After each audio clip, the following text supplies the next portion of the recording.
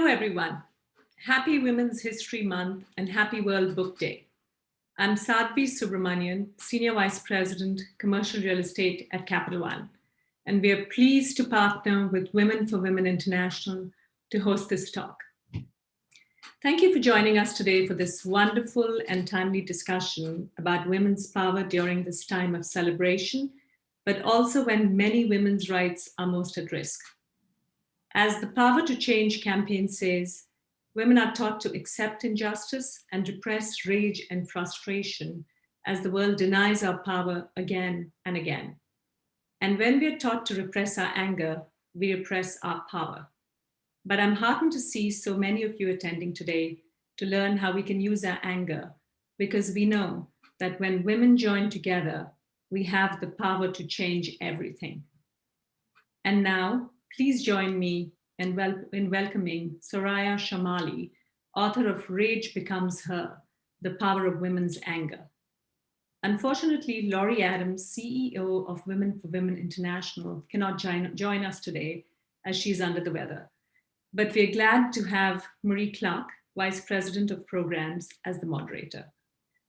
Soraya, our author, is currently the Executive Director of the Representation Project, challenging public attitudes and behaviors about gender. She's also the former director and co-founder of the Women's Media Center Speech Project, raising awareness about online harassment.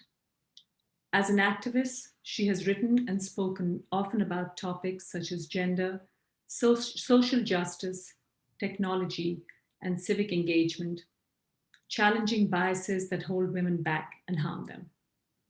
Our moderator, Marie, has over 20 years of experience working in global development, human rights, and economic justice. She's contributed to publications in outlets such as the Washington Post and the New York Times, and appeared on CNN and BBC to discuss issues including women's rights.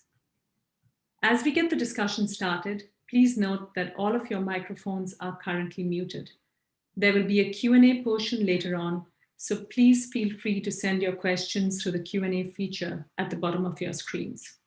Now, I invite you all to join me in this discussion about Rage Becomes Her, the power of women's anger, as I hand over to Marie. Thank you so much. And thanks again for celebrating World Book Day with us, Soraya. I'm really excited about this. This is a part of our run up to International Women's Day. And one of the reasons why I'm so excited about this conversation is because I see so many parallels between your book and the work that we do at Women for Women International, and explicitly with this Power to Change campaign that we've been running here. The purpose of that Power to Change campaign is about really how we can each commit ourselves, coming together as a community, to focus the power of women for women. And we've asked people to sign a commitment pledge to use their own power to support women everywhere and anywhere. And the commitment really emphasizes the injustices women face, but also how women protect and liberate each other when we get to use our power together. So I want to start off with this line that really struck me in your introduction, because it is so similar to the opening of our commitment language in this Power to Change campaign. You say, "A society that does not respect women's anger is one that does not respect women." And the first line of our commitment pledge is, "A world that does not respect women's power does not respect women." So could you talk a little bit more about these lines and the link between women's anger and respect? Sure. And I would say the link to your point about women's anger, respect, and power. First of all, thank you so much for having me today. I'm just delighted to be part of this. I did sign the pledge. I was excited to do that. And I love your work. And I do think that all of these themes are really resonant. The book is really about the social construction of our anger and the ways in which these norms and stereotypes and cultural and political currents inhibit us. Inhibit our safety, our health, our physical and mental well-being, our political power, our leadership. And so I sort of follow throughout the book life stages, women's life stages, and also context, home, work, politics, culture. And when I say that a society that doesn't recognize our anger doesn't recognize us, our power, and our humanity, it's because everything that goes into our understanding of anger, whether it's personal, interpersonal, identity-based, or political, is about our knowledge. It's about what we know and whether what we know has value. Years ago, Audre Lorde wrote extensively about anger and knowledge. And so we need to think hard about what our anger is telling us and what we then tell people. And the problem is people don't want to know often what we have to say. They don't want to know what our experiences are. And they definitely don't want to respond to those experiences in a way that transfers power. So we have a status quo system that rewards silencing of women, that rewards violence against women, that rewards our domination politically, culturally, and socially. And what we need to think about, I think, is not only how do we use our anger as individuals, but how do we hold institutions accountable and other people accountable, whether it's in the fight for political power, gender-based, whether it's understanding white supremacy, whether it's understanding environmental justice. How do we hold people accountable for centering girls and women in their consideration instead of centering the most powerful people? And anger is a huge part of that, because in fact, some people can use their anger for power, and they can use it with recognition and legitimacy. And that's the problem. It's an entitlement, right? The anger becomes an entitlement that supports some people, but is a cudgel against other people. Oh, so well said. And it raises so many questions for me, but maybe first just tell us a little bit more about you. Like, what makes you angry? What's made you so angry that you wrote this book? One thing that made me angry is that no one ever talked about any of it. Nobody talked about inequality. Nobody talked about rape. Nobody talked about domestic violence. Nobody talked about political power. Really, the way I was socialized, and we all have very different experiences based on our families, our identities, where we are in the world, what countries we might be in. But I think it's pretty true to say that people would rather not talk about inequality. And so in the US, we have cultivated an ethos that's evidently, self-evidently untrue, which is that we're all equal and that we're the greatest democracy on earth, and that women here have better lives and more rights than women anywhere in the entire world ever in the history of the universe. And I think that that's really not true and really problematic. And so I went through most of my adult life just kind of thinking, there must be something wrong with me. Like, what's wrong with me that I'm not understanding that this is a fact, right? What is happening? And I also went through my life, because I grew up a firstborn Catholic girl in a very patriarchal society and household, being a good girl, right? And if you're a good girl, you don't rock boats. And if you're a good woman, you don't get angry on your own behalf. And I think that's really important, because all over the world, we're socialized to separate anger, which is an advance emotion. It's an emotion that makes claims on the world and other people. We're supposed to separate that from femininity and from being good women. Well, I can completely resonate, being a firstborn Catholic girl myself and having 2 children, a girl and a boy. And so I'd love to hear a little bit more about that socialization process, how girls from infancy are encouraged not to be angry, but it can be encouraged in boys. And I just remember when I was a girl, I would, get mad often at my sort of annoying little brother. Yeah. And I would get angry. And my father would often say to me, if he heard us fighting, if you don't have anything nice to say, don't say anything at all, which is undoubtedly something his father and mother had told him when he was growing up. And what's funny is I can't even remember if he would say that to my brother, but I do remember very clearly that he would say it to me. And so I don't want to replay some of these same socializations in my own family, and would love to hear a little bit more about what your book says about that dynamic.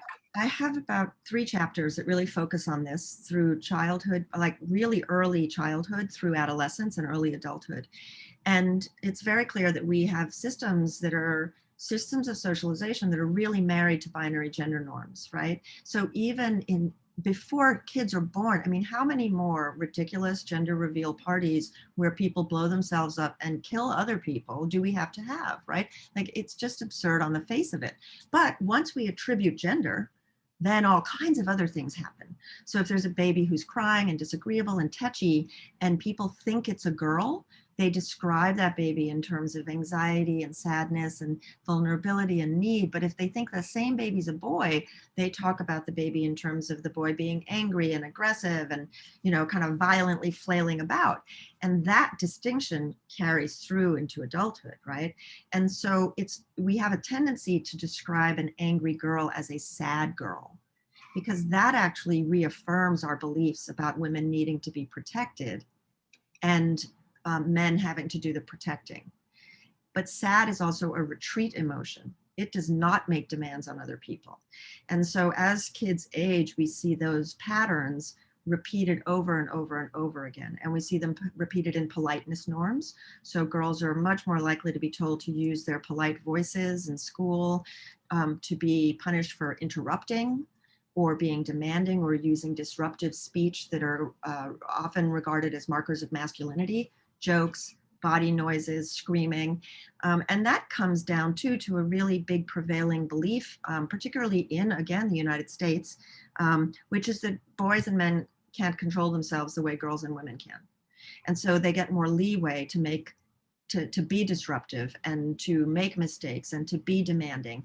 And that's racialized, right? So if we look at young Black girls in school and we look from ages kindergarten on, we see that Black girls who act in assertive ways, who act in their own self-defense, who might seem not to be able to control themselves, are suspended and expelled and punished at much higher rates than other students. And so you can see the patterns both in homes and in school. Thank you. And when I hear you talk about that and those patterns and how they play out even into adulthood, it makes me think about how some have said that to understand the Me Too movement, we should really read your book. And I'm really struck by the women that have had the courage to sort of work against all those trends that you're describing by being able to speak out in cases of sexual harassment or sexual abuse. And, you know, it feels like that's right on our front pages, just even in the last week in regarding the allegations against the New York governor. But it's also something that's really central in the work that we're doing in countries around the world as Women for Women, and thinking about Nigeria in particular, where the violence against women has risen to the level that the government has actually declared a state of emergency around gender-based violence. And so I'd love to hear more from you about that. Yes, absolutely. I was a writer a long time ago, and then I went back to writing full time sort of in 2010. And for the first 5 years, I wrote almost all the time about gender-based violence in any context. So domestic, war, colleges, athletics, any context at all, to talk about what gender-based violence represents. And I think it's important too to talk about what we mean by gender-based violence, because there's a lot of language around perpetration that we need to be sensitive to. And I also think that if we think in terms of gender-based violence, we can understand the ways that transphobia and homophobia are related to violence against women, and part of a larger system of heteropatriarchal violence that works, you know, everywhere in some of the same policing ways. So I think that one of the issues is what I describe in the book, which is the work of philosophers hinging around epistemic injustice. So how we know what we know and what we consider valuable to a society. And so with violence against women, I think we are still subject to constraints related to shame and not talking about the violence and understanding precarity. I mean, if you bring up your violence, it puts you at risk economically and emotionally and relationally. But we have these experiences and they're steeped in silence. And what does that mean? It means that as individuals, we suffer a particular form of injustice that's called testimonial injustice. People don't want to believe us when we speak, and that because of our identities, but that's linked with hermeneutic injustice, which is social understanding. So Me Too, to me, and Time's Up are counter speech to silencing and ignorance that change public perception and then can drive legislative or other forms of social change. Yeah, and just even following that a little deeper, you also at your book, you really make a bunch of intersections between violence against women and gender-based violence and war and militarism, which is sort of at the heart of Women for Women's work. And you write, in militarized and war zones, civilian women are automatically made into combatants by the simple fact that men weaponize their bodies. And I'm just aware that just this week, another 300 Nigerian schoolgirls were kidnapped. Only a couple days ago in Afghanistan, in one of the areas where Women for Women works in Jalalabad, 3 young female journalists were really brutally murdered in the middle of the streets. And when that happened, my WhatsApp messages from my Afghan colleagues started blowing up. And what was so interesting for this topic is that the men expressed their anger. This is horrifying. This is an outrage. They're angry, visibly on those WhatsApps, and the women sent sad emojis. Yeah. Can you speak a little bit more about that? So I think this is also, frankly, there aren't lots of in-depth studies about anger in women. I dug up everything I could, virtually anywhere I could find it, to do cross-cultural comparisons.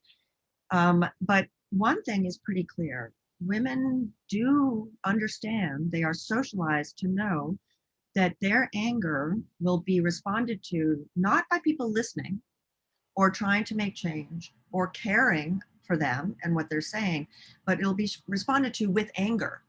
And so we do all kinds of things to avoid that response. We deflect, we subsume, we use minimizing language. We'll say we're irritated or stressed or upset. But it's really interesting because in heterosexual relationships and in patriarchal families, and I would argue in contexts that you just described where there are men, what women will do is express their anger through sadness and fear in order to be listened to.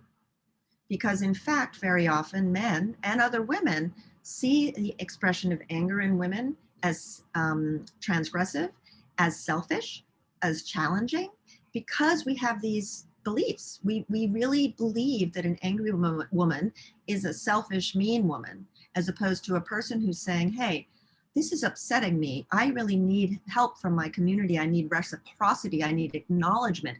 I need you to help me change things. And that's the disconnect, because that is what anger is saying.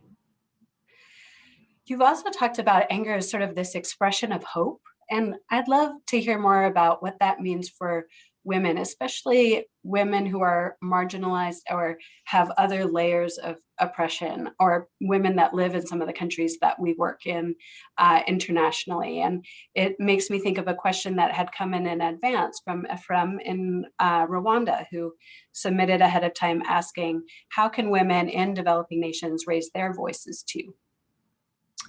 So I'm also looking at a comment from Santi Vega. And I agree with you, and I apologize because I wasn't actually being sensitive to intersectionality in the way that I hope I am in the book. I think that one of the things I describe in the book is the way dominant classes of people, so for example, white women in America, will have the exact same dynamic with other people that can be described in gendered ways, right? And so we see that over and over and over again. And that's important too, because we need to understand the way power operates through the regulation of expression and emotion. And so I think that news outlets, I've done a lot of work with the Women's Media Center that talks about inclusion and diversity. And at the topmost level where decisions are made, where information is decided upon, we know that not a lot has changed since 1992. And that's a function of both race and gender and other aspects of things. So I do not at all disagree with that. And I think, I remember Fannie Lou Hamer has an expression, well, she has many expressions, but I think she had many that were quite pointed about these issues. That's great. So we have also a question from Eleanor from Florida, who's asking what pointers you can offer women to stay in control of their anger when addressing people who have the power over them, which also speaks to these layers of marginalization and oppression that intersect with one another. Yes, I think that's hard. I don't know that I'm necessarily the best person to give personal advice on that front because I personally find it really challenging. What a lot of women do is they punch down when they get home or when they have horizontal relationships that they do have more trust in or authority with. So you might get angry at your children, or you might get angry at close friends instead of doing what the attendee asked. I think there are several things. One is to know who your community is, to build that community around you, to try and find allies who can speak with you or for you if the risk is really great. I also think that word choices are really important. Like, you know, it takes more work and takes some more emotional work for us to do that work. But in order to be heard, we do have to do that. So specificity is really important. So for example, instead of saying, let's say you're at work, something keeps happening, instead of saying I'm angry, it may make sense to say we have a problem and the problem is X and we need to find a way to solve the problem. So where do we find commonality to find that solution? Because I'm finding it difficult to move forward as long as we do Y instead of Z. I hope that helps. Yeah, really insightful. And there's also this question that's coming from Bibi. It's sort of similarly, like, how do we leverage and use our anger and not be used by our anger? I do have a lot in the book about the ways that anger becomes material in our bodies through distress, mental distress, or physical harm or illness. And I didn't know most of what I came to find out through personal experience and research. So I do urge people to think about that because sometimes we don't recognize the way anger is operating harmfully to ourselves. But at the end of the book, I also try very hard to talk about the ways that we can use our anger. By, first of all, for many of us, it's a matter of naming it. How do we actually say, oh, I'm angry. This is what's going on here. I'm not actually sad. You know, I'm not just tired. I'm really angry. And then to make meaning of that anger. What does it mean? What is it telling me that has to happen?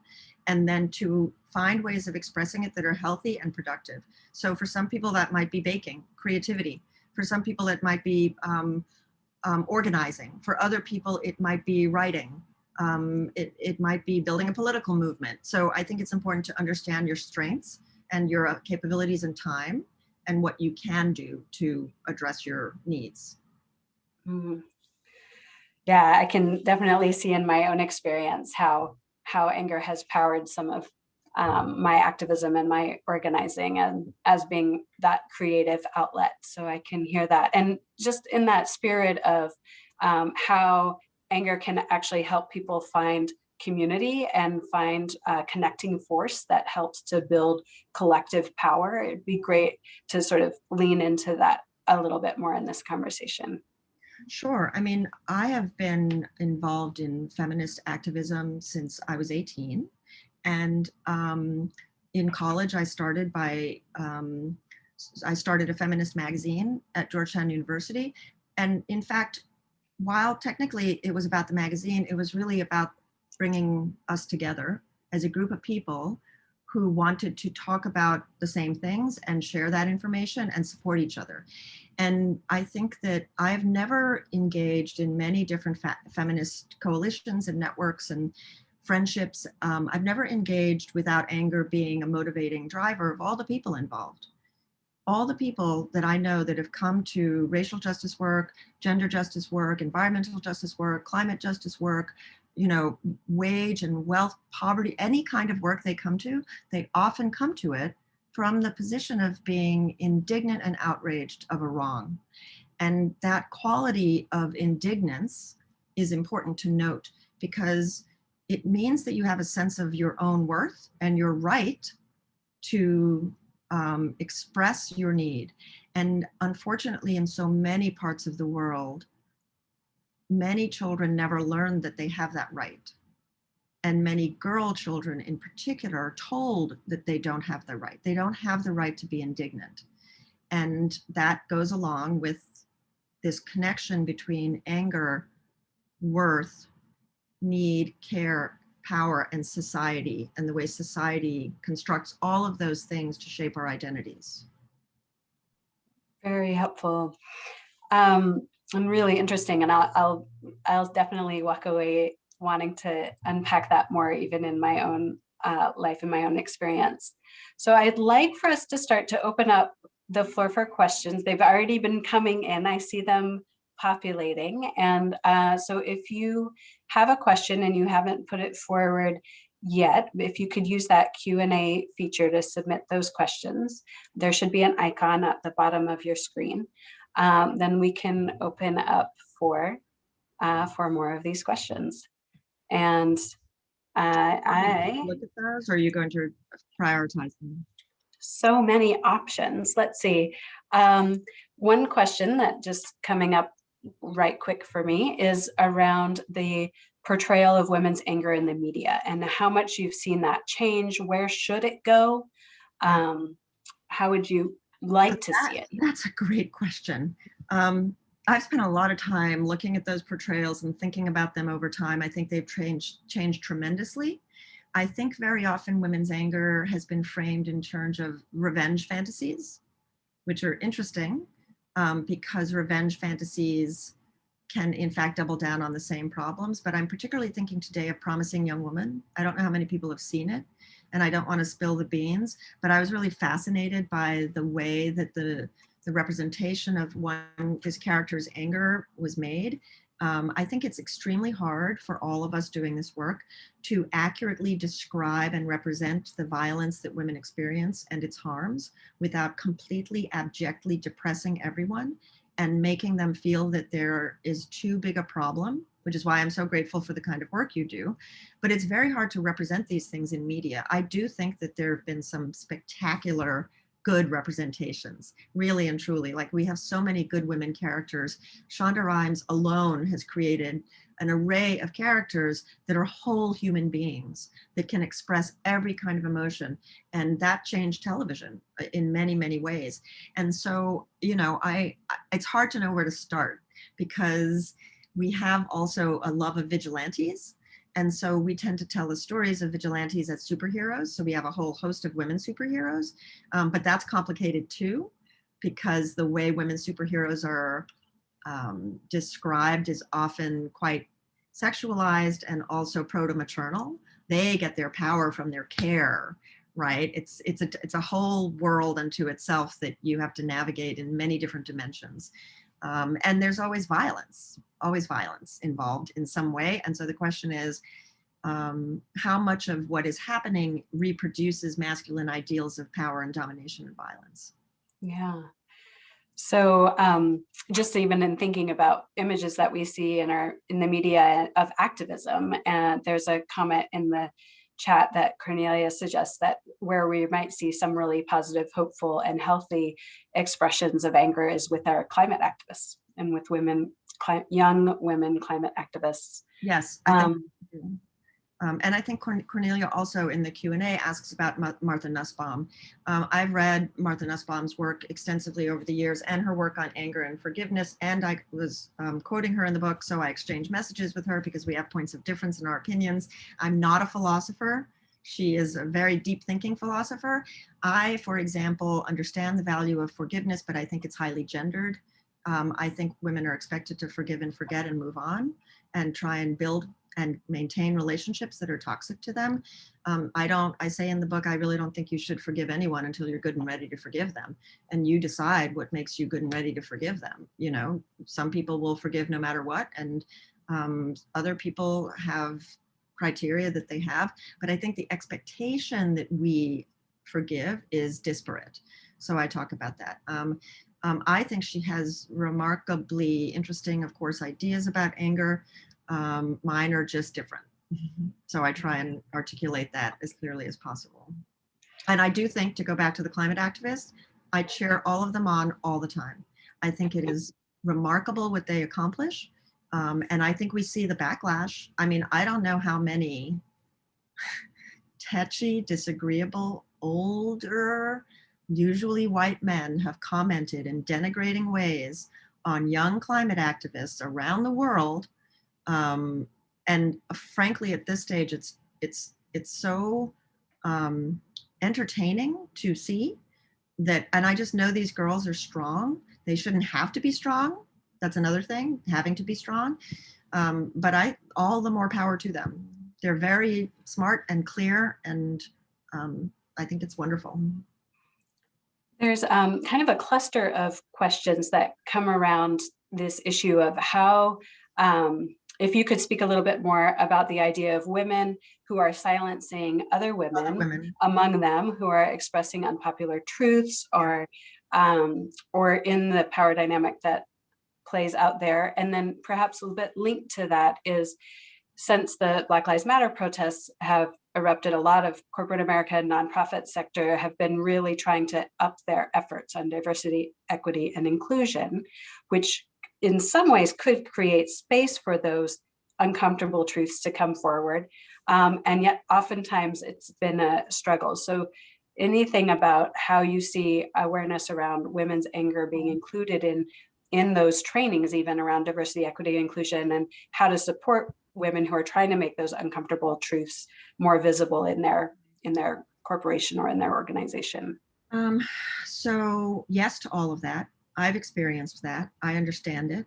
I'm a brown lady, right? Like, I'm ethnically ambiguous. I could be any number of things to any number of people. And so I've had that experience too, where people might think I'm Muslim, which I'm not, or I'm Hispanic, which I'm not. But they bring to those conversations a lot of assumptions and stereotypes that I always learn from, just because I learn more about how people are thinking through things. Uncomfortable truths are uncomfortable truths. They make people uncomfortable. Like, nobody wants them. Nobody wants the information. Nobody wants to think deeply about how they themselves might be perpetrating harm. I have been accused of doing that in the past. It is very shame-inducing, and it's just difficult. Doesn't mean it can't happen or shouldn't happen. This is the hard part. You know, I've been in situations where I feel very strongly that what I'm trying to do and say is truthful and transparent, but that it's being dismissed because people don't want the uncomfortable truths. And the common response to that is to make the issue very personal.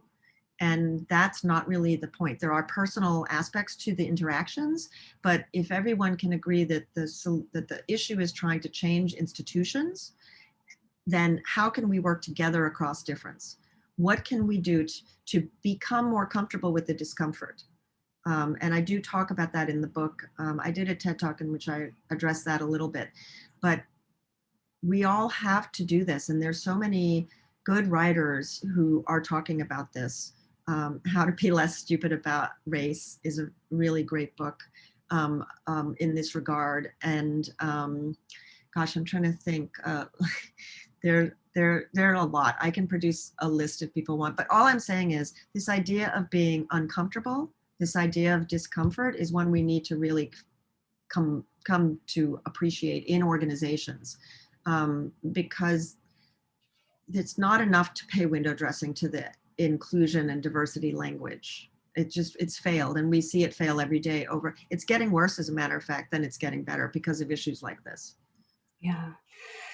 There's a couple of questions that kind of connect to one another in my mind as well. There's a question that comes from Anna. Full disclosure, she's my mom. She wants to know how to productively use your anger without just being immersed in negative bonding, and instead find it empowering. And then Yes. Another question that's sort of along the similar lines around online communities, which is often where that is happening, Right. to be mindful about using our anger for forward action and not just create these echo chambers that we can get trapped in, and that can even burn us out. Yeah. When we think about how many frustrating, infuriating, angry things there are out there. So first of all, I agree. I think we have all these negative stereotypes about anger and how unpleasant it is and how isolating. We really learn that anger is isolating. And what I try and do is talk about the ways that positive and healthy and creative understandings of anger negate all of that and also bring us together in communities of joy. Because I talked about feminist communities in which anger has played such a big role. all of those communities have been filled with joy. They have been filled with pleasure of ease, like being in spaces where you can be yourself, where you can express yourself, where you can be listened to. And I understand that feminist spaces are not nirvanas of cooperation, and I totally get it.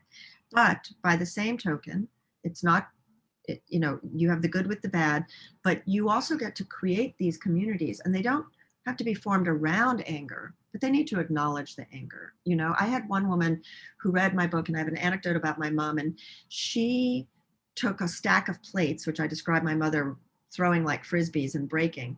She broke all of them, and she created beautiful collages, and she ended up with a full on art exhibit and brought together hundreds of people to think about their creativity and think about these themes. And I've gotten emails from women who are writing music, writing plays, doing stand-up comedy. And so, you know, I mean, what we do, all of the work we do is hard, and it's very emotionally taxing and draining. And so to see people find these creative outlets that build these communities and change this knowledge base is really wonderful. I hope I explained that. The online environment, the profit model, particularly of all things online, is emotional contagion, and emotional contagion thrives on negativity, particularly. And we know that the medium itself encourages the kind of communication that is not nuanced and that can be extremely, extremely powerfully hurtful without context. And I think that it's just incumbent upon all of us to understand as much as we can in terms of media literacy, and to think about the way we're expressing ourselves, and to be very careful with that. And also, I remember reading to my kids at one point when they were so young that you don't have to say yes to every invitation. An invitation is not an obligation. I've spent years at the receiving end of horrible harassment. And at first I felt that, oh, it was a conversation that I had to have as it was an obligation. Under no circumstances am I obliged to engage in any conversation at all. Like, there are people with whom I do feel that obligation if they are acting in good faith and we respect each other and we're treating each other kindly and with dignity. But that's my decision, right? And as users, I think we need to understand what boundaries we may be able to draw. We have another question that maybe asks you to go one step deeper in terms of your own internal processing. So when you're thinking about that harasser and whether or not you need to engage, even just when you're thinking and feeling yourself in your body getting angry, Yeah. sort of how do you ground yourself? What's your internal dialogue that honors the moment, but also channels it? Right. So I'm super, super type A personally. Like meditating, which I didn't really ever seriously try and do until about 3 years ago. And I did that in response to deep anxiety over a family crisis, a health crisis. I do think actually that meditating works. If you'd asked me 5 years ago, I'd be like, I have no idea, and it's not for me. I can't sit still for 5 minutes, right? Like the shaking of the keyboard because it's in front of me. But I do think that there's so much to be said about the power of taking a step back, being introspective. Very few things, I won't say categorically, very few things require an immediate visceral response. And there's a lot to be lost and not much to be gained by having that kind of response. It can feel overwhelming, I think, and anxiety provoking. The entire discussion that we're having now in terms of online interactions. I mean, in the most simple material, physical way, I have learned to breathe differently. I've read several books on breathing. They've been very helpful. None of us learns to breathe. We just breathe, you know? But in fact, the way we breathe is very helpful to us if we want to reduce the physical reactivities that happen sort of by instinct.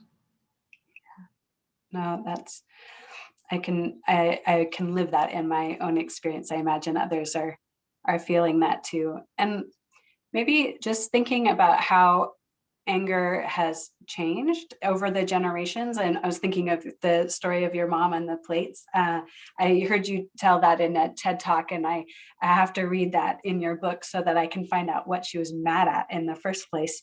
But I wonder, are there things that we're seeing in Gen Z about how they approach anger that can be informative and show us the path forward, or things that Gen Z might be able to learn actually from the boomers Right. about their anger management? So it's funny. I'm Gen X, which is the forgotten gen. We never get discussed for the most part. There's been a recent blip. Yes, there's been a recent Gen X blip, but everyone's like boomers, millennials, oh, Gen Z, maybe Gen X, right? But in my book, I think of it as an intergenerational history of anger, because I actually talk about my great-grandmother, my mother, me, my daughters, my sister, to see how it changed in our own experiences. And I would say that a couple of things are striking to me. One is I could see intergenerationally how one daughter's anger expression had to do with her mother, right? We learn not from our mothers, but if it's not just our mothers, or if our mothers are not available, we learn from looking at women around us.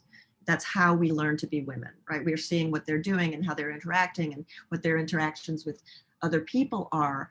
And that was very clear. So understanding how your own anger expression was shaped by your parents and your family as a child, I think is super important. I do think that, and I can only speak from my own experience here, and I don't want to generalize it, but for better or worse, my children grew up immersed in a feminist household with feminist parents, having uncomfortable conversations all the time. Like dinner at our house can be super uncomfortable if you're not used to the fray of just having a conversation that is maybe uncomfortable, right? But I say that by means of saying that if you can cultivate that in young children so that they have a sense of themselves and their boundaries, but that they are thinking deeply about themselves and other people, they'll maybe be better prepared, which I think a lot of Gen Z is. But I've noticed that the Gen Z kids are, they should be mentoring up. They really should. At the Representation Project, we have a part of the organization that's the Youth Media Academy. And the Youth Media Academy trains young people in making films. And there's a component that's based in social and emotional learning. And I think that what's clear from the films that these kids are making, and they've won over 50 awards in 2 years between them, is they're grappling with all these very hard issues. They're having all these experiences and conversations, and they have so much to share, and they have a language with which to talk about it that older people either don't have or don't want to hear. And so I think that it's not so much entirely what we learn from looking up, but what we can learn from looking at people younger than we are. I love that. And then thinking about life stages, sort of continuing on the same track, there's a question from Carol about discussing anger in relationship to menopause or in relationship to older women. So I thought about this a lot too, because, and I wrote a lot about this exact point. We go through stages in life that are more extreme than the stages of life that men also going through them go through physically. So every 10 to 15 years, a woman's body changes, right? So there's childhood, then there's puberty, then there's the fertile years during which she has to really manage her fertility and maybe have children or maybe not, or maybe want them or maybe not. And then there's menopause, right? And then there's perimenopause, and then there's menopause. And so what's interesting to me is that at each of those transition points, everything changes for us.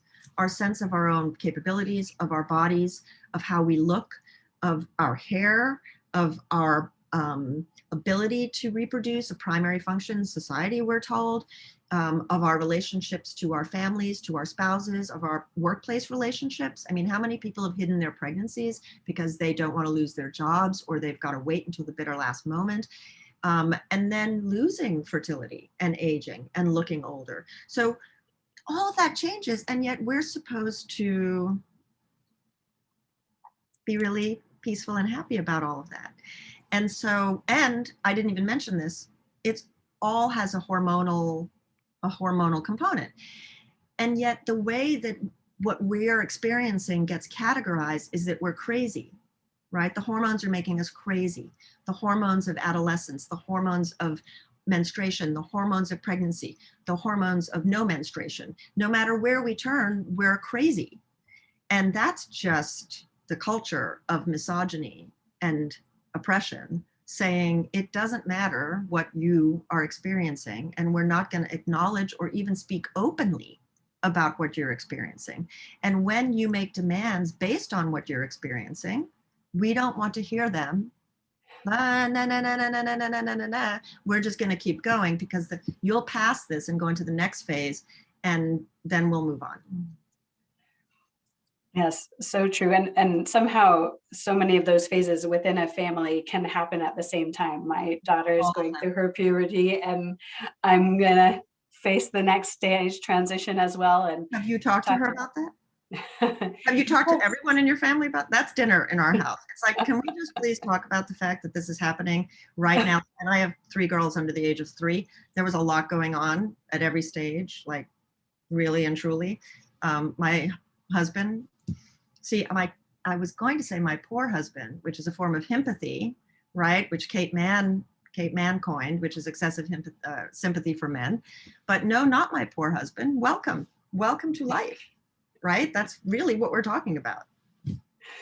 Yes, it is. It is. And those are the great conversations. And maybe even just great for the men in our life, whether they be, in my case, my son, especially, to get a sense of those being the kind of conversations that one has, of course, at the dinner table. Oh, here's a question that made me laugh many years ago. I had this, in my house, we always hid tampons. It was like tampons were not supposed to exist. If they showed up, they had another purpose, like blocking a bloody nose in a sports game, like not a tampon, right? And so I remember being very surprised at one point, maybe I was 35. I went into a house and there was a basket of tampons in the bathroom in full view. And I was like, can I curse? Well, I'm not going to curse. I was just like, damn, yeah, that's right. That should be right there alongside the tissues and the toilet paper. I love it.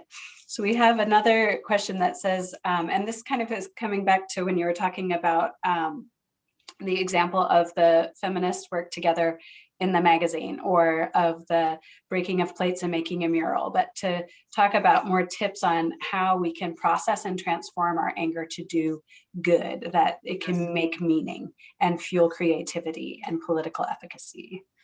So I know I'm a writer, but it does turn out that almost in every way, writing actually it implicates cognitive processes that are different than speaking. And so even in therapy for trauma, for example, or other forms of distress, it's often the case that writing therapy is prescribed because writing things down makes you think about them differently and in sort of more step-by-step linear ways if possible. And so number one, I would always recommend to people, and you don't have to be a writer, like a professional writer, that you write things down. Because it's very surprising what you might write that you don't even understand you're thinking. But in the process of writing, you will name things, you will label them, you will frame your thinking and put your emotions into a context that is helpful, is the way I would put it. But some people don't like that and they don't want to. And I would say that the counterpoint to that, a lot of people are like, let's go to a rage room, let's break things, you know?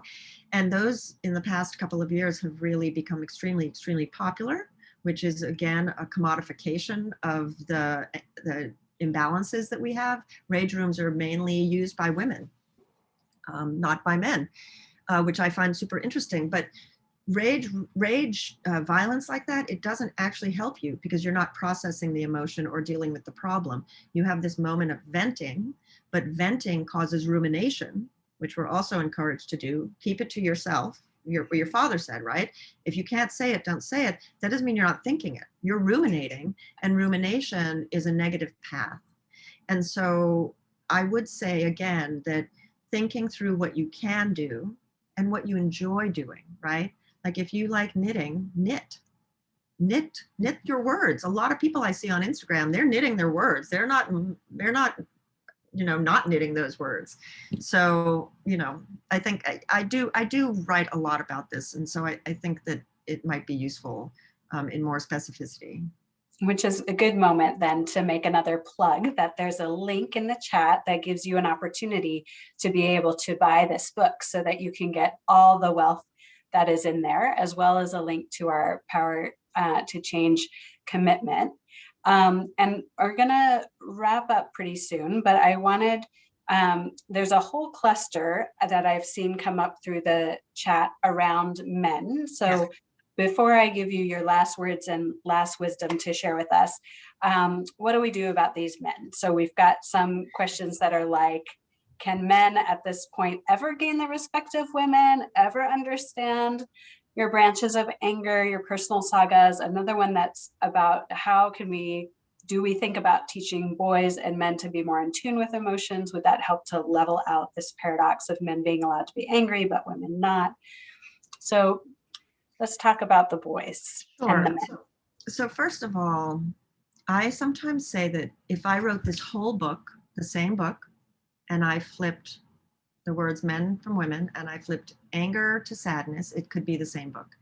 First of all, everything's binary in our data. So I note at the beginning of the book that while I try very hard to include the experiences of non-binary people and androgynous people and trans people, one of the real problems we have systemically, right, whether it's governance or education, is not having intersectional data.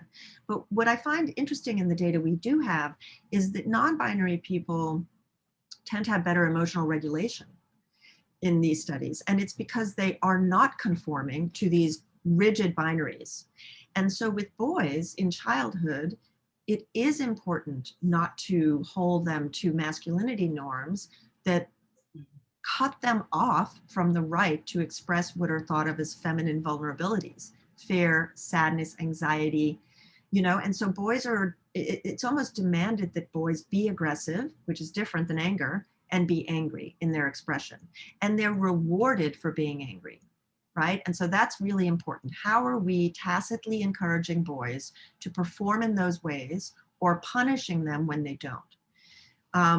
I think this question of men is clearly a much bigger and harder one because men materially benefit from and are privileged, whether they seek it out or not, by this treatment of other people. In the same way that white people benefit from white supremacy, men benefit from women's oppression. And I would say that if we had more time and we talked about cisgendered heteropatriarchal oppression, we would understand exactly the way that works too, and so I think that with men in your own personal lives, I would advocate practicing discomfort. It's hard to have a conversation like this with your men in your family. My father, very, very conservative man. My husband, very progressive man. Our conversations, very uncomfortable either way sometimes, right? And I think for men, generally, like in the workplace, right? There are really good guys in the workplace and they're trying really hard, but sometimes it's not enough. And so what you get with just a tiny bit of pushback is, what do you want? I've already done X, right? And that goes back to be quiet and be happy with what we've given you. So I do think that you can't make these conversations happen publicly or at work if you're not really having them at home, because having them at home for some people, not all, is a safe way to have them first, to think about how you're having it, to think about your words, to think about the obstacles, and to think about the nuances. People are complicated. Men's entire identities are built around two ideas: providing and protecting largely, and both of them require women to be vulnerable. So if women are saying, I'm not vulnerable, I want to earn my own money and I want people to stop sexually harassing and hurting me, then what's left for men's identities? Well, you don't need me to provide for you. What do you mean you want equal pay and you want to be the boss, right? And if I don't have to protect you because society will protect you, or because society's decided that I'm actually the biggest threat you face, then what's left for me, you know? And so we don't want to build boys that way. We want to build boys around notions. We want masculinity to be built around healthy notions of everybody. And I would argue that masculinity right now is definitely not healthy for boys and men. I mean, who are we kidding? It's killing the planet, right? So yeah, toxic to everyone and to the boys and men as well. So before, as we wrap up, just any other pieces, like pieces from your book or from your experience that you feel like you haven't said that you want to send us forth with?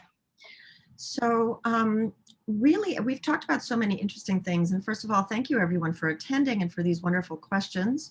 But I think that the only thing I would close with is that, you know, this Power to Change campaign is really resonant. It's very important. And I think that we can do things as individuals, but taking that and understanding that we have the right to change institutions is really important, right? A lot of the narrative around women and empowerment, I'm not big on the word of empowerment. It's not power. What I want is power, right? Like that's what we want, which is also hard because people think women don't have as much of a will to power, which is BS, right? Like women have a will to power, and they have a will to power because they would like to be left alone, like safe in society and left alone, right? We don't have that power. So use the anger that you have in a way that doesn't hurt you or the people around you. We grow up to think of anger in ways that hurt us, which is part of the reason I wrote the book. I didn't want any more girls and women to be hurting themselves in the ways that I felt this particular problem led to. So we all have the power to change that, you know? Yeah, absolutely. And maybe like anger, sort of power, often we sort of shrink back from as women thinking that it's always negative, right? Well, as opposed to being kind of like a currency that we can exchange and we can grow together in a deeper way, which is a lot of why we had built this Power to Change campaign to be around power and not empowerment. And that sense of collective power. So thank you again. Thank you so much for joining us today. Thank you to our sponsor, Capital One. Thank you for everybody who attended. I love the questions.